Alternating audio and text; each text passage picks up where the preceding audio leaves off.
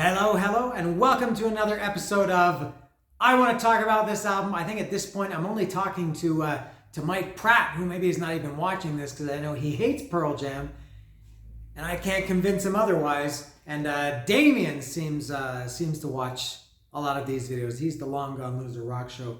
Go watch his videos too. And I feel like this one may be a little bit longer than my normal 20 minutes-ish. So I will get right to it. I'm going to talk today about Pearl Jam. This is the self-titled 2006 record. Some people call it Avocado. And if you're wondering why, it's because it has an avocado on it. And there it is. And I also have the, just for good measure, the CD. The CD version, you can see the avocado is off center. It's a little bit off to the side. It's way off to the side. And on this one, it's right in the center. It's dead center, right in the middle. You can see here, this is the Brendan O'Brien mix. This is not the Brendan O'Brien mix. Maybe I'll talk about that if I can remember. Now this one, I'll get right to it. My overall opinion about this record, and it's big. This is it's for sure my favorite Pearl Jam album. I've been a Pearl Jam fan since. Not just 10 came out in 1991, but I was a Mother Love Bone fan in 89, and I was a Temple of the Dog fan in 90, or whatever that album came out. So I was anticipating 10. I've been a massive Pearl Jam fan, mostly for all the years since then. And this is my favorite out of the entire Pearl Jam catalog. I would say even stronger than that. It's a contender. It's maybe my top 10 records ever. And it is definitely, this album came out in 2006. It's my favorite album since this came out in 2006. And you would have to go back, I don't know how far, to find an album that I liked more than I like this Pearl Jam album. I don't know when that would be, probably in the 90s, 80s maybe. What did I like as much as this before that? Maybe Pantera, Far Beyond Driven, Goldfinger, Hang-Ups. I don't know, but this is a massive, I say this a lot, but this one is a big album for me. Very, very personal record for me, which I will also talk about. And I'll talk about that now. So it came out in 2006. Now I have a really, really strong attachment to this record for two reasons. One, as I said, I was a big Pearl Jam fan from the beginning in 1991 and loved them, loved 10 versus Vitalogy, a little bit less. By the time No Code came out, I'd pretty much given up on them. I hated No Code, I would even say, at the time for years. Love it now. And then Yield, I never even listened to when it came out. And then when Riot Act came out in 2002, I kind of rediscovered Pearl Jam. I was flipping through some CDs at a record store when I still lived in Canada. And I saw that they had put out those in 2000. They did 71 or 72 shows. And they released all of them on CD, which I thought was amazing. And I saw I saw the set list. That's a great set list. And I think I bought it. And then I thought, you know what? Pearl Jam has been out of my life for a while. I want to welcome them back. So I got Riot Act. And Riot Act is probably my least favorite Pearl Jam album. Although I do have it to thank for getting them back into me because I saw that tour 5 times. So now this album was the one that came out after Riot Act 4 years later. So this was the, and I was back into full-blown Pearl Jam mode by the time this record came out. I saw them 5 times on the Riot Act tour in 3 different countries. I saw them 5 times or 4 times on the Canadian tour they did in 2005. So by the time this Avocado self-titled record came out in 2006, I was really anticipating it, and that was the first Pearl Jam album I had really anticipated since No Code, which I ended up not liking. So I had high hopes for it, and it definitely didn't disappoint. So that's one reason why I like it. I think the other bigger reason than that is in 2006, this album came out in May, and I remember it was May 2nd or May 3rd, and I was in the midst, I think is what people say, of planning my move to Mexico. I was still in Canada at the time in May 2006, and I had already been planning for Mexico. I moved here in August 2006, And this album, at least 2 songs, which I'll talk about when I do the track by track, really, really, really hit home with me, or hit away from home because I was leaving my home. Maybe you can guess what song those are. And I don't think anybody who really loves this album is probably watching this video, but and Mike Pratt sure as hell doesn't know what songs I'm talking about. But yeah, there are a couple of songs that really, I'm not. It's not dramatic because this album didn't save my life. It didn't, but it did help me get through it. It was a tough time for me living in Canada at that point. I did have some problems, and this album, just came along really at the right time, and I will talk about that more when I get to the songs. And I guess this was also a big kind of a return to form for Pearl Jam. Riot Act was very, very kind of a quiet, mellow. There's maybe Save You, I guess, is a real rock song on Riot Act, but there's not too much rock on Riot Act. It was kind of a down, quiet, mellow album. They had the 9 people die at their concert the year before, so I guess that definitely had a part in it. And then when this album, the Avocado, came out, they were back to Eddie Vedder's voice. Oh my God, he sounds very, not angry, but just he sings with a lot of power and emotion, which is what I think people liked about Eddie Vedder in the first couple of albums in the early days, and there was a return to form for that. Musically, it was much harder hitting than anything they had done, I guess, since Vitalogy, or maybe even Versus, the second record. So all of those things combined really, really drew me to this album. And I saw this tour also 4 times. They opened the tour in Toronto. They did 2 nights at the arena. At the time, it was the Air Canada Centre where the Raptors and the Maple Leafs play. Now it's called I think Scotiabank Centre. They played 2 nights there. I went to both of those shows. Then I also saw them in Cleveland a week or 2 weeks later. And then a few days, I think, after that, saw them in Detroit. So that was a great time to see those shows. And of the 13 songs on this album, in those 4 shows, in various shows, because they play a completely different set. And I heard 11 of the 13 songs from this album, which I was very happy about. I didn't hear. Maybe I can get to those, the 2 that I didn't hear. What else about this one? Now, this also, before this came out, it leaked. This was a time when leaking was a big deal. And, albums used to kind of leak sometimes months in advance. I had We've Come For You All by Anthrax, which came out in 2003. I had that for months and months, a leak of that before it officially came out. But there was, it must have been 2 or 3 months before this came out, I had leaked versions of 4 songs. Life Wasted, Severed Hand, Comatose, maybe Worldwide Suicide, I'm not sure. I listened to them constantly. And then I think a few weeks before the record came out, I did find a leak of the full record. The 4 songs I had, I guess they were not mastered. Maybe I'll talk about that, especially with Life Wasted, the first song, when I get to the track by track.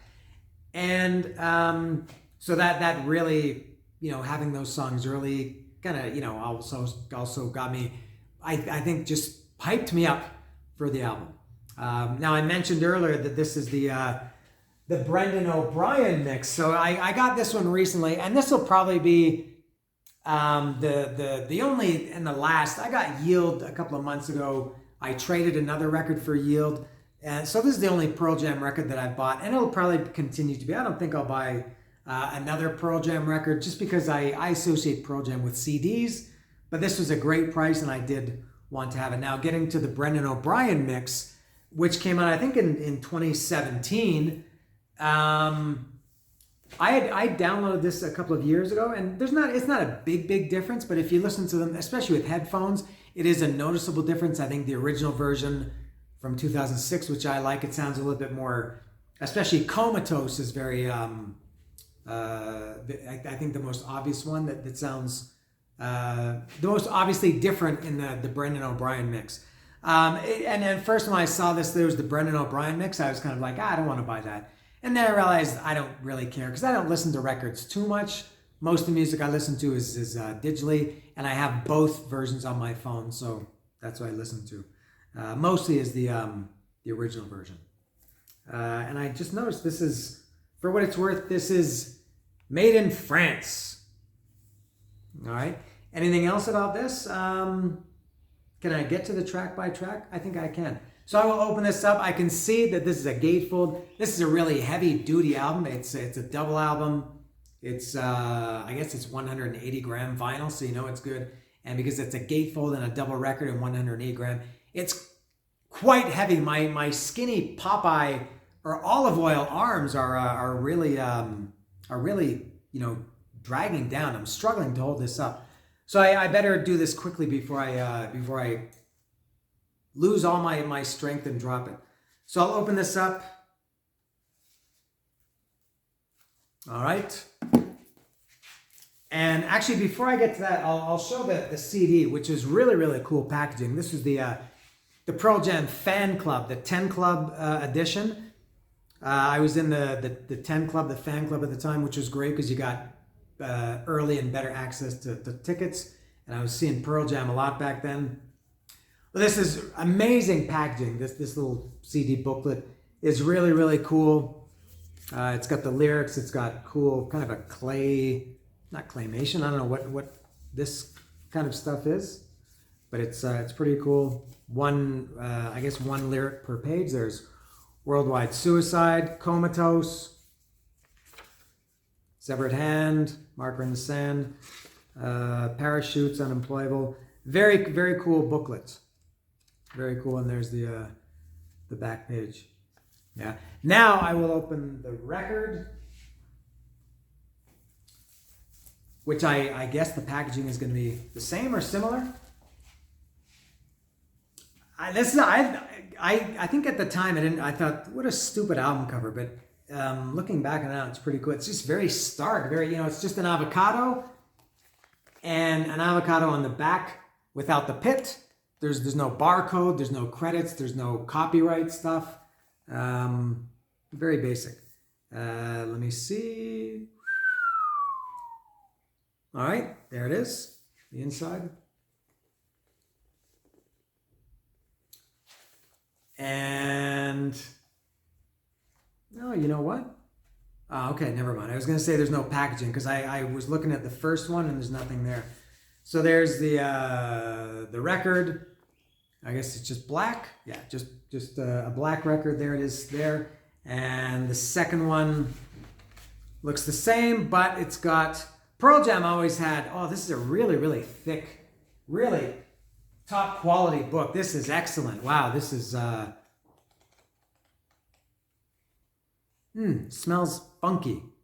It's the exact same as the CD that I just showed, but much bigger. Very thick, very, very heavy paper. Excellent. Amazing packaging. Pearl Jam has always had, good packaging, and they give you your money's worth. I think maybe some of these pictures were not in the CD booklet. I can't remember. There's Mike McCready. There's the full booklet. There it is. Very cool. Now, something that I don't like about the double records is that when I actually listen to the record, you got to turn it over every three songs, I guess, because I think this album is it probably didn't need to be a double record. I think it's only about 45, 50, maybe 51 minutes. I don't know. And, you listen to it for 3 songs, then you get up and you turn it over. Anyway, I will get to the track by track. The first song is Life Wasted. Now, oh my God. I always talk about my favorite song when I do these records.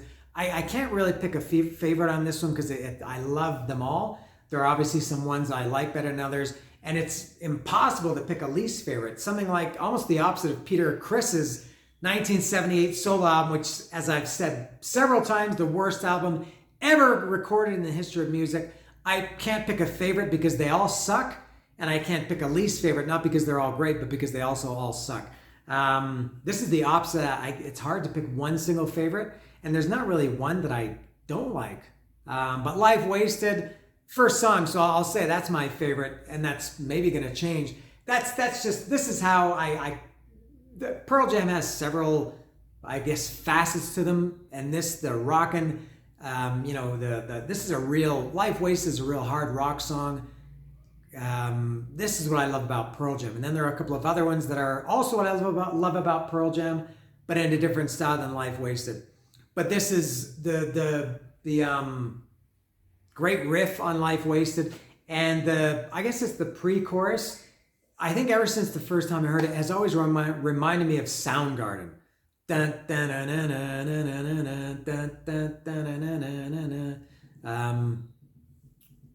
You're always saying that there's something wrong. You're always saying that there's something wrong. I'm starting to believe that's your plan all along. I'm starting to believe that's your plan all along. Death came around, forced to hear its song, and no tomorrow can be depended on.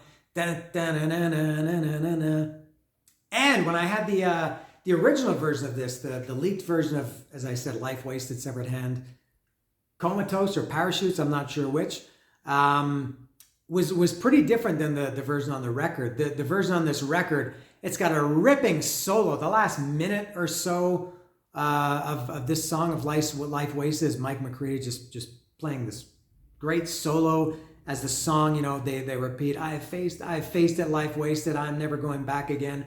And Mike is soloing over that. Now in the original version I had of that, which I think I still have somewhere on a CD, in this one it fades out, the solo and everything fades out. But in the original version it ends cold. They just keep playing it and then they stop, which is very different. Now this is also one of the ones, as I mentioned, that kind of like really, again, it really hit home with me because, the chorus is, I've faced it, a life wasted, I'm never going back again. And that's how I guess at the time kind of felt, and now maybe more than ever, at that time I didn't have the best life in Canada. I felt like it was somewhat like a wasted life, and I moved to Mexico to start new, and just the chorus, I faced it, a life wasted, I'm never going back again. That kind of, I felt like that's almost what I feel like. I'm never going back to Canada again. And I haven't gone back to Canada again, except to visit. Maybe I'll move back there someday. But I don't see that happening anytime soon. So I had a very, very personal attachment to this song. In addition to it being just a great hard rock, fun, kind of aggressive, but also anthemic song. This is how I want, or how I like Pearl Jam to be. The next song is Worldwide Suicide, which was the first single from this, from the Avocado self-titled 2006 album. And, when I heard this, I thought, and I hadn't liked Pearl Jam really for years at that point. I thought, this is the greatest song I've ever heard from Pearl Jam. It's kind of, it is a very rock song, but it's melodic, got a great melody. Great lyrics, kind of, I guess, about a guy who, maybe a soldier, who went away and was killed. Medals on a wooden mantle next to a handsome face that the president took for granted. I gotta cheat. I just need, why do I need to do this? I felt the earth on Monday. It moved beneath my feet in the form of a morning paper laid out for me to see. Saw his face in a corner picture. I recognized the name. Can't stop staring at the face I'd never see again. It's a shame to awaken a world of pain. What does it mean when a war is taken over? It's the same every day.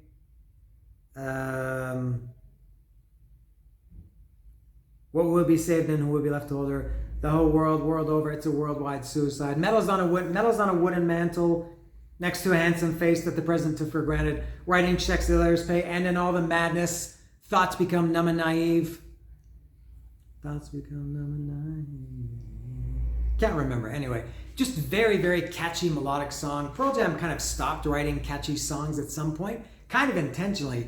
And this really drew me back into the Pearl Jam world. Next is Comatose. This is maybe it's not the heaviest song. Pearl Jam is not heavy. This is maybe the hardest hitting, the most aggressive, slamming song in Pearl Jam's discography. I would say maybe this, Blood, And then some years after this, Mind Your Manners, which was on Lightning Bolt in 20. When did that album come out? 2015, I think. This song is it's short. I think it's less than 2.5 minutes. Very aggressive vocal from Eddie Vedder, wailing as close as I guess Pearl Jam or Mike McCready will come to shredding. There's a real shredding guitar solo on this. It's not really shredding, but it's very short and just very wailing. It's not a metal song, but Comatose is a great song. Did I miss something? Was Comatose next? Oh no, yeah, Comatose was third. Next is Severed Hand. This is another just a great, just a really, really good rock song. They open somewhat regularly. They open with Severed Hand. One of the nights in Toronto, I think the first night when I saw them on the first night of that tour, I think, yeah, it was. They opened with Severed Hand. Tried to Walk, found a severed hand. Recognize it from the wedding band. It's okay, do you want some more? I said, yeah. You'll see dragons after 3 or 4. I said, yeah. Also very melodic, very catchy, but kind of a real hard rocking song. Next is it Marker in the Sand is next? Yeah, Marker in the Sand. I love this one too. Also very, very melodic and catchy, and a little bit lighter. It's not like a hard rock song like Life Wasted and Comatose. But the end, the last minute or something of Marker in the Sand, it kind of changes. I don't know if it's a B3 organ or something comes in, and it becomes very. This is another side of Pearl Jam that I love. They have these songs that I think of big songs. In Hiding is like this. Lightning Bolt is like this. Faithful, I think, is like this. These songs for me that you're just happy to be alive, and listening to Pearl Jam and everything is right when you listen to songs like Marker in the Sand. That last minute and a half,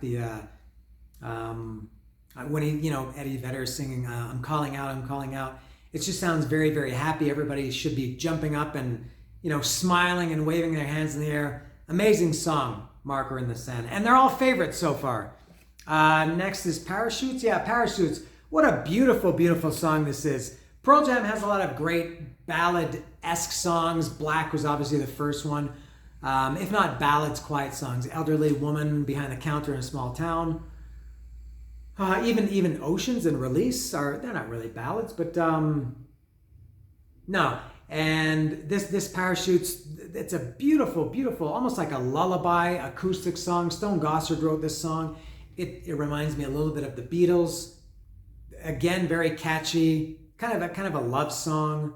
And this was one that I did not hear live. Of the 13 songs on this record that I heard live in those 4 shows that I saw them, they didn't play Parachutes. I think they only played that a few times on that tour and have played it very sparsely since then. Is that the right word? Sparsely? Yeah, Parachutes is a beautiful, just a really, really nice song. Next is Unemployable. Unemployable, this is maybe the slight, and it's not even a bad thing, but what I can say about Unemployable, I'll hold the record up. I think Eddie Vedder writes some of the best lyrics that of anybody any band that I ever listened to. Eddie Vedder is amongst my favorite lyricists, I guess you would say. Unemployable, the lyrics, I love the song. It's a great, great song musically. Also reminds me a little bit of, it's strange to say this, and I can't put my finger on it, a little bit of 80s Kiss. I don't know why, but I get an 80s Kiss vibe from it. But lyrically, I think it's a little bit too direct. I think Eddie Vedder is good. I would say still is good at writing kind of ambiguous lyrics that are maybe open to interpretation. Unemployable was very direct. He's got a big gold ring. It's about a guy who loses his job. He's got a big gold ring that says Jesus saves, that he dented from a punch thrown at work that day, where he smashed the metal locker where he kept his things. And then the big boss said, you best be on your way. He struggles to, what is it, about 30, the strength of 30 bills unpaid. God, it's so hard to remember lyrics when you're just kind of talking like this. I should put this the right way up like George Bush on September 11th. His wife and kids are sleeping but he's still awake, while his brain weighs the curse of 30 bills unpaid. Gets up, lights a cigarette he's grown to hate, thinking if he can't sleep, how will he ever dream? Great song, but just some of the lyrics are a little bit too, I think, a little bit too direct for Eddie Vedder. Next is Big Wave. This is a Jeff Ament song. A little bit faster. Jeff Ament songs are often kind of light and not psychedelic, but I don't know. But Big Wave is a much harder one. It's about surfing. Obviously, Eddie Vedder wrote this. He's a big surfer, and he wrote that. Gone. Now, this is the second one, and more than the other ones. This is the one that really speaks to me. This song, Gone, it's about a guy, and I felt like this song was written for me, or that I could have written this song.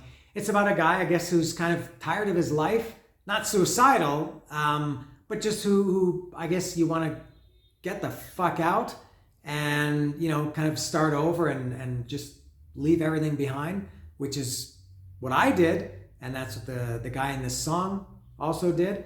And this song really spoke to me. It's let me get the lyrics right.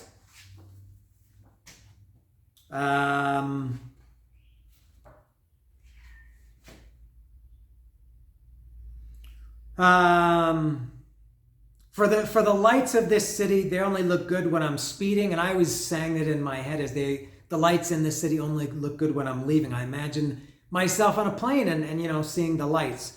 I'm gonna leave them all behind me because this time I'm gone. And again, that was me. I'm gone, long gone. This time I'm letting go of it all. So long because this time I'm gone. In the far off distance, in the song, it's about driving away. I flew away in the far off distance as my taillights fade. No one thinks to witness, but they will someday. Feel like a question is forming and the answer is far. I will be what I could be once I get out of this town. Again, that's kind of what what was going on in my mind and in my life at this time. And then again, this is one similar to the end of Marker in the Sand that just has this big sound to it, and it just feels very alive. Yeah, so Gone. Gone, it's probably not quite my favorite. Lyrically, it is for sure. It's a song that I have the strongest attachment to, although it's maybe not quite my favorite, but I don't know. Next is Wasted Reprise. This is pure filler, but this is an example of great filler. This song, Wasted Reprise, is only, I guess it's less than a minute, and it's a reprise of Life Wasted. The chorus of Life Wasted is, I've faced a life wasted, I'm never going back again. Having tasted a life wasted, never going back again. And Wasted Reprise, it's just Eddie Vedder kind of singing the chorus from Life Wasted over a really beautiful, I guess it's, again, a B3 organ, just for a minute. I love that one too. That's great filler. Army Reserve, this is another Jeff Ament song, kind of a light, I don't know, very nice song. This one is too, Army Reserve. This was the lyrics were co-written by Damien Echols, who was one of the guys from the West of Memphis 3. He probably wrote, a word or maybe a line or something, and they gave him a credit for it. Beautiful chorus in this song. I'll need to check that one because it's very important that I get the lyrics right. I'm really boning it with the lyrics lately. Yeah, I'm not blind, I can see it coming. Looks like lightning in my child's eye. I'm not frantic, I can feel it coming. Darling, you'll save me if you save yourself. I love the vocal of that, the way that Eddie Vedder delivers it. Yeah, Army Reserve is beautiful. Great song. Next is Comeback. Now this is a kind of a classic Pearl Jam ballad, but a little bit more of a down song than Parachutes. Parachutes was a very nice song and feel good. This one is a little bit of a downer. It's about, I guess, loss. I don't know if it was Eddie Vedder who said it or if people speculated that it was about Johnny Ramone, who had died, I guess, not too long before this album came out or before the song was written. I don't see it as about that, because he says, where is it? It seems more about a lost love rather than Johnny Ramone. Really, really nice, very heartfelt lyrics, I would say. Um, this is what makes me think it's not about Johnny Ramone, although who knows. Sometimes you're there and you're talking back to me. Come the morning, I could swear you're next to me, and it's okay. I don't know if Johnny Ramone was next to Eddie Vedder in the morning. If I keep holding out, will the light shine through? Under this broken roof, it's only rain that I feel. I've been wishing out the days. Come back. I've been planning out all that I'd say to you. Since you slipped away, know that I still remain true. Seems like that's more about a woman. I've been wishing out the days. Please say that if you hadn't have gone now, I wouldn't have lost you another way from wherever you are. Or for wherever you are. From wherever you are. Again, it's a great one. Come Back is just a really, really nice song. And then the last song is Inside Job. This is the first, and as far as I can remember, the only song that Mike McCready has written the lyrics for. I think Mike and Eddie Vedder wrote the music, but Mike wrote the lyrics. He's, as far as I know, the only credit on the lyrics. And what an awesome song. You could, make an argument. This is almost like the focal point of the album. It's a little bit long. I think it's around 6. I guess I can't check. I don't think there's any running times on it. It's maybe 6.5 minutes, which is a fairly long Pearl Jam song. When this album first came out, or when I first heard Inside Job, it really reminded me of a Guns N' Roses song, like something on Use Your Illusion, because it is very, it has kind of a quiet build-up intro. There's some piano, and it just has that kind of an epic. I hate that word, but it does have a little bit of an epic feel to it. And yeah, when they play this live, I think it's always a highlight for a lot of people. I'm sure a lot of people would say that Inside Job is their favorite song on this record, and it could be mine. There's maybe the only two that couldn't be favorites are Unemployable and Big Wave, although I love them both too. But all the other ones probably at some point or another were favorites of mine. I think that wasn't as long as I was expecting it, and I probably had more to say, but I forget. When I'm listening to this record, I think, oh yeah, I want to say that, and then I forget. So that is it. This is, again, I'll say it, the greatest Pearl Jam album for me. They're supposed to have a new album coming out quite shortly. Apparently it's finished. It's mixed. It's mastered. It's all in the can. I think people say that it's in the can, and I'm dying for them to come to Mexico City. They haven't been here now for 8 years, I think. I think 2015 was the last time they came, 2016, around there. So I went from seeing them 4 or 5 times each tour to seeing them once every 7 years. They've only played here twice in the 17 years that I've lived here. I flew to Arizona last year to see them because I was so desperate to see Pearl Jam. But there it is. Massive, huge album for me. This is Pearl Jam's self-titled 2006 album, Avocado. There you go.